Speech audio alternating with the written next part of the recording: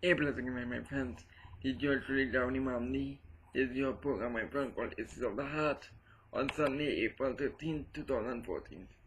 My friends, there's so much issues that need to be dealt with, but before I go into the issues of the day, I'd just like to say condolences to the family of Mr. A&R Robertson.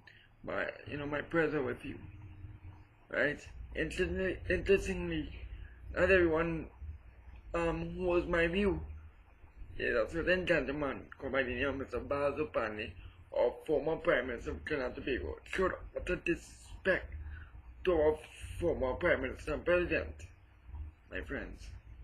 And it saddens me that the fact that, no one is being vocal about it, no one is speaking out that as we are the truth in condemning Mr. Basil Pani, utter statements that how he spoke about how with the 1880 tie and how he was made Prime Minister of Trinidad and Tobago, what message are you sending to the children? What kind of immature behavior is that?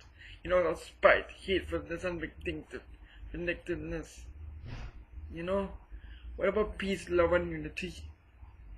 Why your heart is so dark, So, I really don't take on Mr. Basil Pani, and to me, there's a story that you might want to form your own party and stuff, But when you hear these upper statements, it does, I mean, Basil Pani could have been a hero, But right now he's making himself look like a zero, Because he can't be making those types of statements. Have respect for the dead. Right, my friends? Because, we need to set an example for our children. That the fact that if someone is if 99% good and 1%, no, 99% of them person bad and 1% good, why we can't just look at the 1%? Why we have to look at the 99% of that person bad, failures and error, my friends? Why? Tell me why. We're supposed to set an example for our children, my friends. And we need to grow up and be mature. So when I listen to people like Mr. Basil Pani and Sakmarat and like poison, like I said on my last video, like poison, my friends. But I didn't want to waste my time on Mr. Basil Pani. He's really irrelevant right now to the politics of Trinidad and Tobago. What we need is young flesh blood, who really have the hearts of citizens of Trinidad and Tobago, who could capture the hearts and minds. That's what people want. People want real change. People want accountability, transparency, right? Where every queen and race will find an equal place, my friends. Right? And interestingly, last week the Prime Minister had a meeting, right? For the Diego Martin West constituency, right? Did he swearing in, when the constituency had a pledge of loyalty to the Prime Minister. I don't know what kind of message he's sending to the children that no matter what happens, issues happening in TNT, you must always be loyal to your party. What kind of example is that? And interestingly, a candidate is being endorsed who have serious allegations against him, right? Serious level allegations against him as being endorsed by the Prime Minister of Trinidad and Tobago. What did that tell you, my friends? Tell me, what did that tell you? And interestingly, Mr. Anna Roberts, who spoke also, his mantra is blame the PNM, and he spoke about Penny Beckers with the gun charges. So, that is before the courts. Why are you commenting on that? You should be charged for commenting on that issue. Right? And actually, the same man, this man called Anna Roberts called that same guy with allegations against him in Parliament, with the same allegations, And interestingly, in the same state together. What I have to say to that? What? Like Hannah Roberts say, what? What a big joke, like jokers now. If you've seen jokers on stage now. I wanna, my fight is with these people I shoot outside, the ministers, right? So I am not on this so-called activist who's going out for Diego Martin West. I am not on him. I just find it interesting, And his mantra blame the PNM, As though this government wasn't in power. And my friends. So I want to waste my time, right? But what I find is very interesting is that they mention about schools or what the fuck that they're going to build community centers and stuff. Well, then tell us who are these contractors. I'd like to know who are these contractors. Ask yourself why they don't tell you who these contractors are. Ask them to show the tender process, right? And the time period. Right, I guess why some of these projects take so long. Right now in my area, our bridge has been here since local elections up to now it hasn't finished. And I ask myself why. Right? I wonder really area where I am from yet. But on my next program, maybe I'll deal with that issue. Because I need to know who is the contractor and how much is being paid. Those contractors are being paid for. Right, my friends? And, you know, I want to touch on this issue with the imams that got arrested in Venezuela. Interestingly, they got arrested and there's no one shred of evidence. Right? They have been arrested because someone who was arrested in 2011, right, in the state of emergency in Trinidad and Tobago, right, with no evidence. So why would he hold someone because of one man who got arrested in 2011, but was based on no evidence?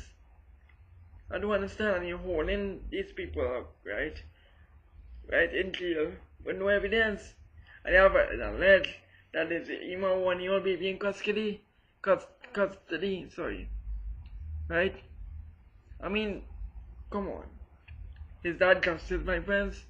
And interestingly, our Prime Minister of Trinidad and Tobago have not responded to this issue. She has said nay and do nothing about it. But it comes on a Monday night forum meeting. Endorse a man with allegations, right? Praise or praises of what the government has achieved and etc. But when talk about the injustice that people go through in their daily lives, and ask yourselves why, right? One must ask when you look back at the 2011 state of emergency, 19 Muslim members arrested for allegedly plot to kill the Prime Minister. Not one shred of evidence, right? People in the Bitam Lamatil was arrested, right? With no evidence, they had to be freed within a week, right? And my question, right, is why this government was to polarize, right, victimize people in these PNM constituencies. Now, mind you, I blame the PNM government too, the last government too, because you tell me 50 years on the elect, right, and nothing has been done in these areas. I mean, come on. The fact of the matter is that in these rural areas, if you really want to deal with crime, if the government and country is really serious about dealing with crime, spend time with the community, get to know them.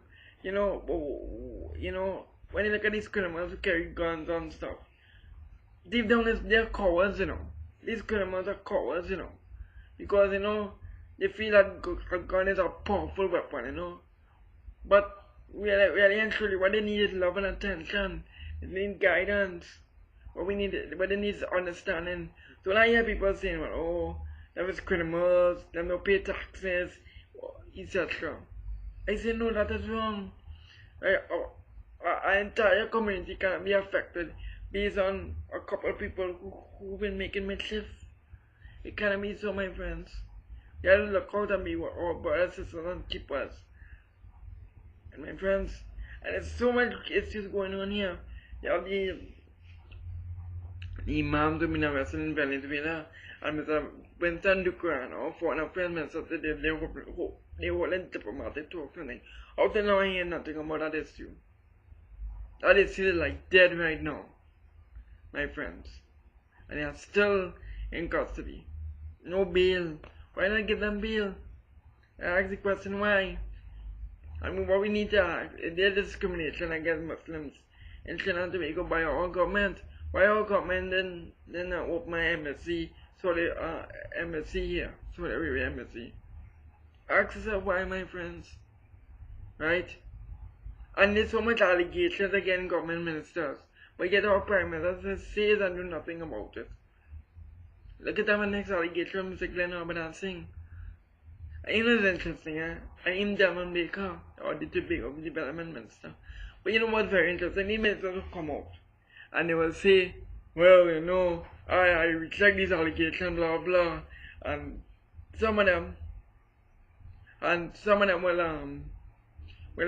they will say, well, I will take action against the media. I don't want the media to show this, blah blah blah. Or, the words that being said, right? And then I ask myself, what do you guys have to hide? Yeah, I give Jackie jacket, Mr. Jack one, I'm probably gonna use so. Yeah, I give Jackie jacket. I'm not like Jack when I will come out. I say, you know what? Print whatever you want to print, say what you want to say, ask whatever you want. I have no problem. But these ministers, they're jumpy. I ask myself, why? Why? What we have to hide? Wherever come out. You'll defend yourself. You can take legal action. Then you can take legal action. So when I hear David Baker say now he gonna stop the information from coming out, etc. I say, well, maybe he has something to hide, right? Same thing with Glenn Ram last thing and Johnny Chama. The fact that a report is being made has to bear some fruit, right? And it's something we should look into, right? But I read that our Attorney General of Trinidad and Tobago wants to arrest Koala Hart, wants to bring Koala Hart. I would like him back. I would like the Attorney General to tell us about those Range Rovers he bought with the same engine number and the fact that he sold it, which alleged he didn't pay taxes for. And I want to ask him, why did he sell that vehicle for? How you can sell a vehicle that is not in your name? The Attorney General of Trinidad and Tobago has to come clean on this issue, right? I'm not hearing anything about this. I think it's before the Integrity Commission, right? The Attorney General of Trinidad and Tobago needs to tell us, right? Let him comment on the issue deep in my heart with the NLC judgment. I'd like to hear his thoughts on it as Attorney General of Trinidad and Tobago, right? And there's so much allegation against the minister that they're so defensive about it. And my friends don't want to take up too much time. I already said enough. But basically, I'm calling on the government of Trinidad and Tobago to answer our Prime Minister to deal with this issue concerning Muslims being arrested. There's so much discrimination against Muslims and the state boards. My good friend Intan Ismail, and they want to shut down this program. And I want to commend my good friend Intan Ismail for the stance that he's taken. I'm proud of him, and keep up the good fight, my friend. Very good friend of mine, They're a lot for me, I must say, So my friends, I'd like to thank you for listening, and God bless you, and good night.